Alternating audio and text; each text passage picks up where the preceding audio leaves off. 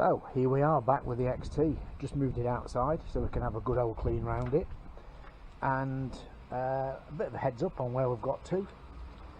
So I'll just do like a camera sort of view all the way around. Most of the stuff on this bike was kind of, let's just say it's had a life, this bike. Yeah, it's had a life, and hey, and why not? It's had a bloody good life back look of it. Someone's had a lot of fun with it. But you know, when it comes to trying to sort something out and make it usable again, each bit that you come to work on, each bit is, you know, you've got to make something, repair something, weld something, do something, cut something. You know, each bit you take off, it's like, oh, chuffing, oh, where's one of them? I'm going to get hold of one of them. But anyway, look, there's been lots of issues from front to rear, sprocket carriers to just all sorts of stuff. But hey, look, we're getting there now. I'm on wiring next, as you can see. Well, I'm on wiring next, as you can see. So, but yeah, it was just a heads up on what we've actually got to and where we've got to. Yeah, I think I'm trying to remember where because I do like a certain amount of videos and then sort of put them together and you know, put them online then. But I'm kind of remembering where I got to. But anyway, obviously Ed's back on. I think we got up to the valves being ground in and new stem seals on. Obviously Head's on, so as Ed went on, it went in frame. You know, and that's it. You get it put back in frame, which poses all, you know, your next set of problems that you. But anyway, look, you know, it's been, yeah, it's thrown us a few curveballs, it really has. But you know, I do think now that she's starting to look certainly usable, more than usable, starting to look really good. Anyway, we'll pick it up when we get a little bit more progress.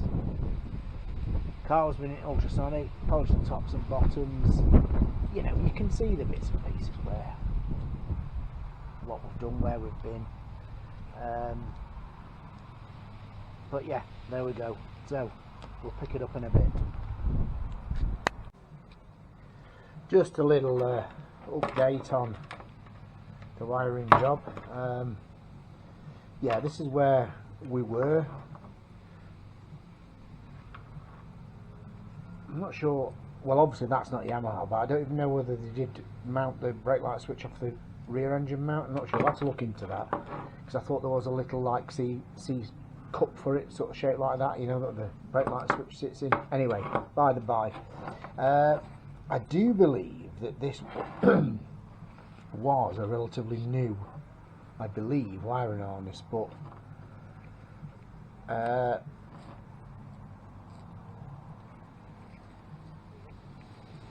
we've got some exposed wires and exposed fuse. It's obviously been taped up, and this sort of, yeah, you get what, I mean, you get there. So I think what we're going to do is take all this off. The plugs don't look bad, you know, the plugs don't look bad for it. So I think the best thing to do is start from scratch with this. Take it off, take all this blue off and black and stuff. I don't know if there's a need to load test. That's just a fuse holder there that actually plugs in there, and there we could maybe upgrade that to a bit more modern one. You know, I mean, that's really, you know, yeah, I don't like to be critical. I mean, people do things the way, you know, I'm not being critical. I mean, people have got different ways of doing stuff to me. So, but all, if it was mine, I would possibly put a different fuse holder in than that one. But anyway, look, that's where we've got to. That's where we're at with that. So, wiring next. I've got the rear footrest to fit. After having chopped off the old ones on the swinging arm, they were dear me, what angles they were at was, I don't know who you'd need to be to ride pillion on it with the way the angles they were before, but anyway, they're straight now, and they're certainly a damn sight straighter than they were, and yeah, I need to do the threading in the bosses that I've welded on. I need to do the threading to take these, so that can be kind of one of the last jobs, that. But wiring is my next, as we said. Wiring is my next one, and then we'll go from there. So anyway, let's pick it up in a bit, and shouldn't be long before we have a tune out of it. Okay, speak to you in a bit. You know, by the time you've unbound one of these wiring harnesses, and the glue off this stuff here on this old paint table, like, I'm glad I did it on here. I tell you what, you get that much glue all over you, you could be like Spider-Man, climb the frigging walls, honestly. But anyway, we've unbound it. There's, at least we can follow wires now. That's the that's my main. I'm not sure. I know we've got. I don't know whether this is original or not here, but we've got one or two that I think, you know what I'll do, just give them a little bit more attention. Another one there. Yeah, another one there. Yeah, a bit more blue tape on there, but I think that's a junction under there as well. Yeah, there's a junction there as well. So, there's my blade. I hate losing them things.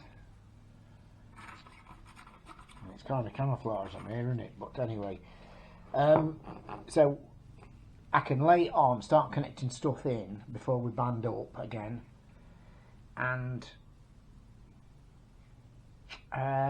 this bike's not going to run a battery. It's got the Electrex ignition on it. It's actually the first time I've come across that on an XT500.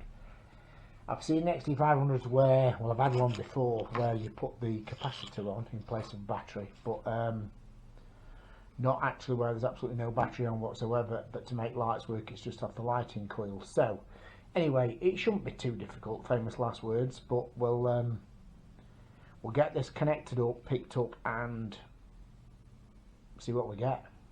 Hey, call the fire brigade, eh? There we go. Okay, pick it up in a bit.